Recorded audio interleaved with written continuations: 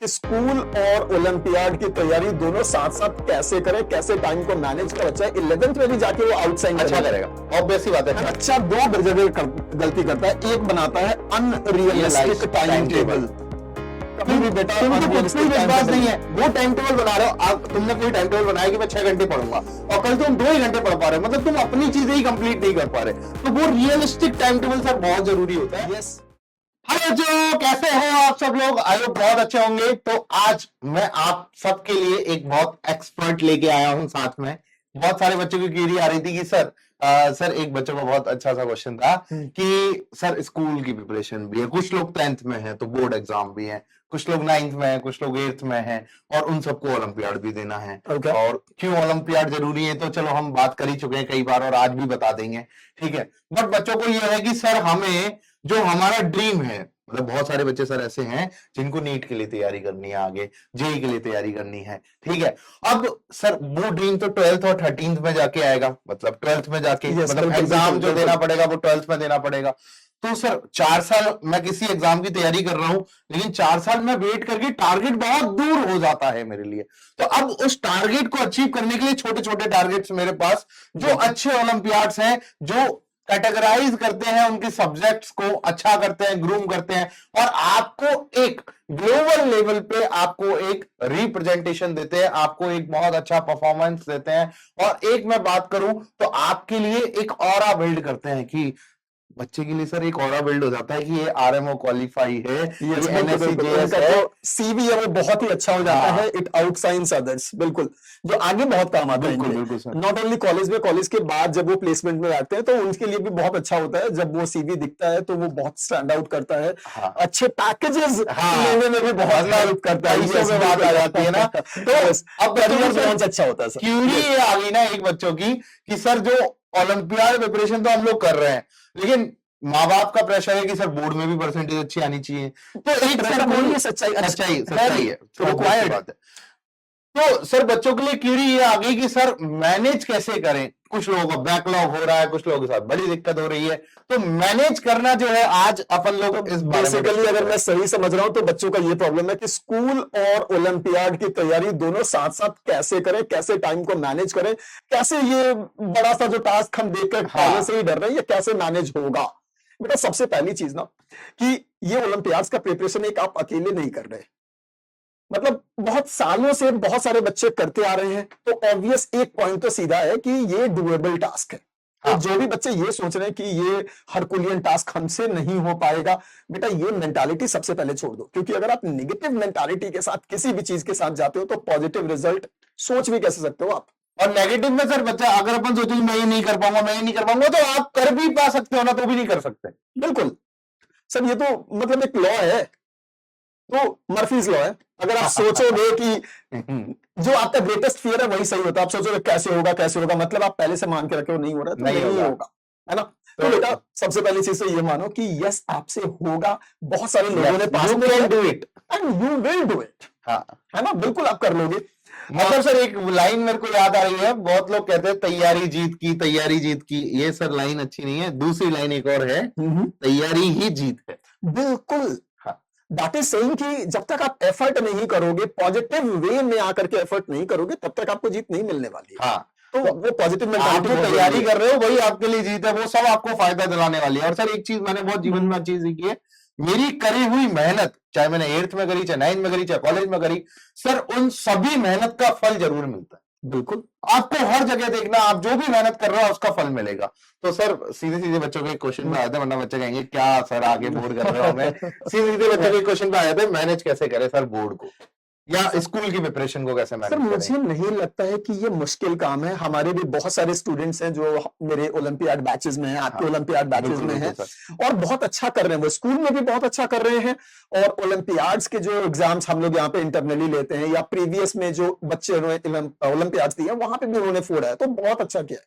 और इसका रीजन पता है क्या है कि ओलंपियाड्स कुछ आपको अलग नहीं पढ़ा रहे, जो स्कूल कुरिकुलम है वही यहाँ पे ओलंपियाड्स में भी है, बस ये कुरिकुलम स्कूल कुरिकुलम से बहुत ऊपर है।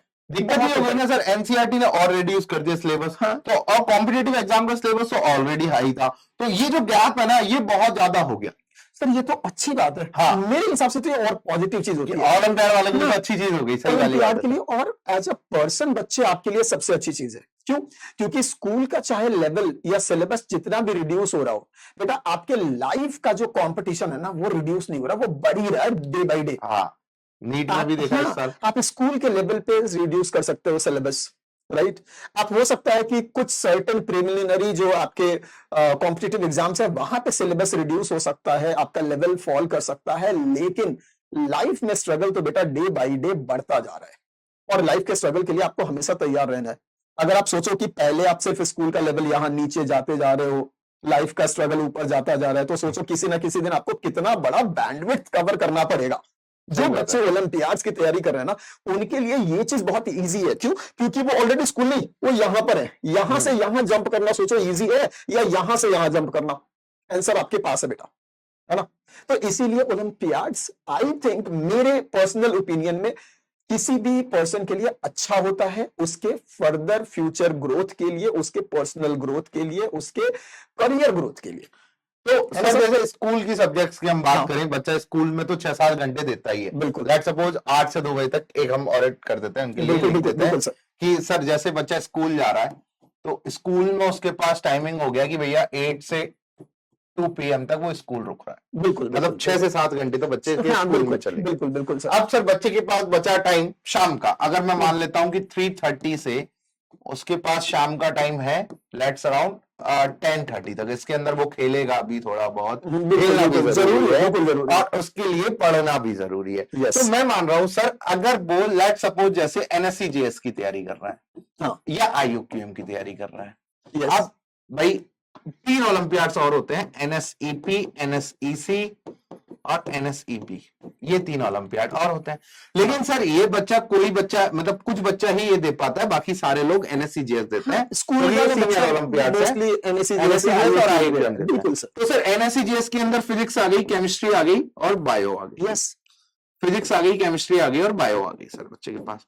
अब सर अगर बच्चा ये यहाँ पर NSCJS में पढ़ रहा है, मतलब उसकी साइंस जो पढ़ रहा है, क्या उसे स्कूल के लिए कहीं और पढ़ने की जरूरत है? सर वो जरूरत ही नहीं है, और बिल्कुल जरूरत की क्या बात है सर। NSCJS का जो बच्चे तैयारी कर रहे हैं सर, उसकी फिजिक्स केमिस्ट्री बायोलॉजी तो ऑलरेडी एक नेक्स्ट लेवल पे चल रही है। स्कूल का जो सिलेबस है वो उसके लिए पीस ऑफ केक है, केक वॉक है। अब सर मैं एक चीज और जानना चाहूंगा, बच्चों की क्यूरी पूछ रहा हूं मैं आपसे, कि अगर हम ओलंपियाड में उतना अच्छा नहीं कर पाए तो क्या हमारा स्कूल हैम्पर होगा? पर सर स्कूल में तो ये बच्चा आउटसाइन करने वाला है, अगर ये यहाँ पे थोड़ी भी मेहनत के साथ, डेडिकेशन के साथ पढ़ रहा है तो बच्चा स्कूल में आउटसाइन ही नहीं करेगा अपनी क्लास में। सर आने वाले जो लेवल्स है ना, जैसे 10th का बच्चा है, 11th में भी जाके वो आउटसाइन अच्छा करेगा, ऑब्वियस ही बात है, अच्छा करेगा। 12th में भी जाके अच्छा करेगा। सर यहाँ पर अपने जो क्लास चलती है वो 1.5 घंटे पर डे चलती है, Yes. On an approx. Yes. 1.5 घंटे पर डे चलती है। 1.5 घंटे ही चलती है 1.5 सर। घंटे पर डे में उसे होमवर्क कितना मिलता है सर? सर होमवर्क मान लीजिए अराउंड 1.5 घंटे का होमवर्क मान लेते हैं। हाँ चलिए सर। तो वो 3 घंटा अगर डेली दे तो उसकी फिजिक्स, केमिस्ट्री, बायो तीनों क्लियर हो गई। सर ये मेजर सब्जेक्ट है स्कूल हाँ, के। और ये मेजर सब्जेक्ट है स्कूल के, फिजिक्स, स्कूल केमिस्ट्री, में बायो। मैक्सिमम बच्चों का यही पे लैक करता है और यही पे उनको जरूरत भी होती है। तो ये जो है बच्चों, अब आप देखो, अगर आप स्कूल के बाद 3 घंटा NSCJS की प्रिपरेशन को देते हो तो आपका फिजिक्स भी क्लियर हो गया, केमिस्ट्री भी क्लियर हो गया, बायो भी क्लियर, वो बहुत अच्छे लेवल पे क्लियर हो गया।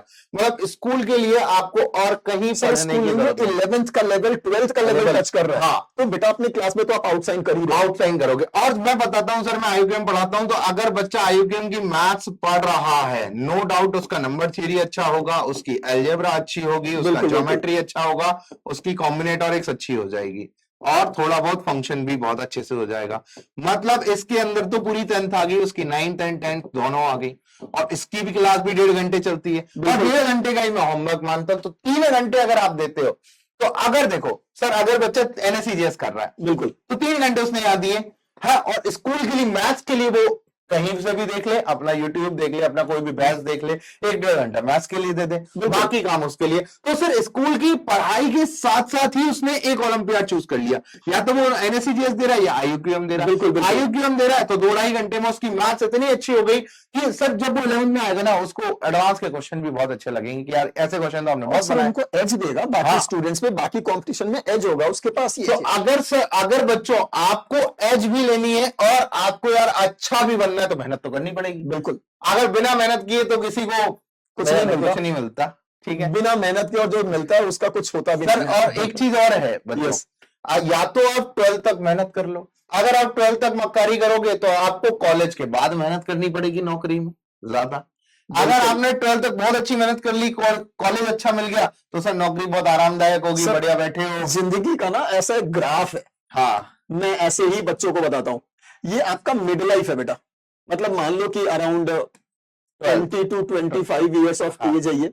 हाँ दो तरह के बच्चे होते हैं बेटा, एक बच्चा जो यहां से चालू करके पहले बहुत हार्ड मेहनत करता है, अपहिल टास्क, हाँ। उसके बाद से जीवन ऐसे आराम से गुजरती है उसकी, एक्सपोनेंशियली।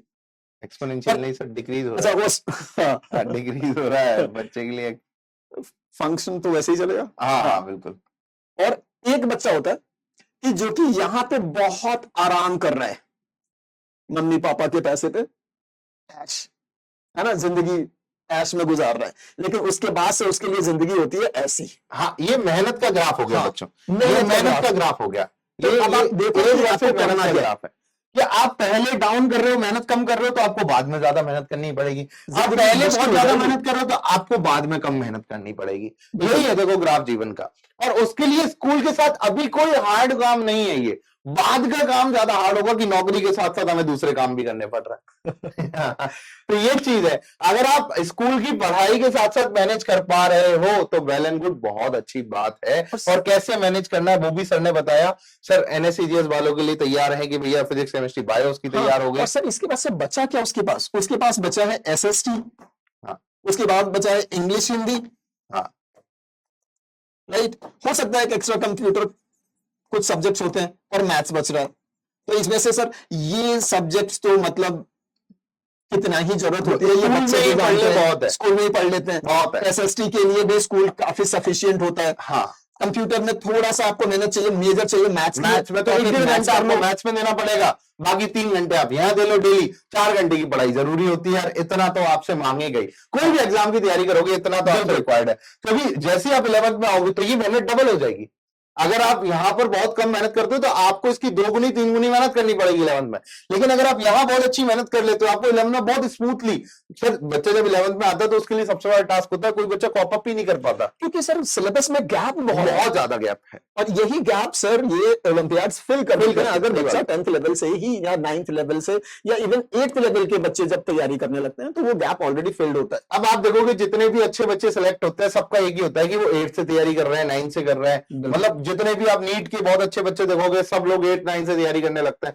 और लेकिन अब वही वाली बात है ना कि टारगेट बहुत दूर है, तो उससे पहले कोई एक ऐसा फुलफिलमेंट होना चाहिए जो आपको सेटिस्फेक्शन देगी यार यहाँ मैंने अच्छा किया, और कॉन्फिडेंस देगी यार मैं और अच्छा करूंगा। तो वो कैसे होगा? जब आप ओलंपियाड दोगे। ओलंपियाड को मैनेज कैसे करना है, पूरा तरीका है, ऐसे ही मैनेज कर पाओगे सर। और इसमें ज्यादा नहीं लग रहा है, स्कूल आवर्स के बाद आपको मैक्सिमम 6 to 8 आवर्स ही पढ़ने हैं, वो भी मैक्सिमम बोल रहा हूं मैं। मैक्सिमम है ये तो 4 to 5 आवर्स इतना आप कर लो एंड यू आर आउटशाइनिंग। और आपने आने वाले ईयर्स के लिए भी अपनी तैयारी कर ली है, फंडामेंटली आप स्ट्रांग हो गए हो। अब बच्चे क्या करता है ना सर, सबसे बड़ी बच्चे की कमजोरी ये है कि आज तो मैं 10 घंटे पढ़ लिया, कल 0।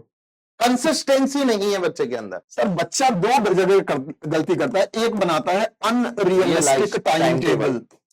कभी भी बेटा अनरियलिस्टिक विश्वास नहीं है, वो टाइम टेबल बना रहे हो तुमने कोई टाइम टेबल बनाया कि मैं 6 घंटे पढ़ूंगा और कल तुम 2 ही घंटे पढ़ पा रहे हो, मतलब तुम अपनी चीजें ही कंप्लीट नहीं कर पा रहे। तो वो रियलिस्टिक टाइम टेबल सर बहुत जरूरी होता है। यस, कि जो भी बनाए खुद से पूछ के बनाए यार, खुद की चीजें तो आराम से आप कर ही सकते हो, खुद पे तो विश्वास है ना कि यार मैं इतना कर सकता हूँ, खुद से झूठ नहीं बोलना। दो ही मेजर प्रॉब्लम मुझे लगते हैं सर, अनरियलिस्टिक टाइम टेबल और दूसरा इनकंसिस्टेंसी।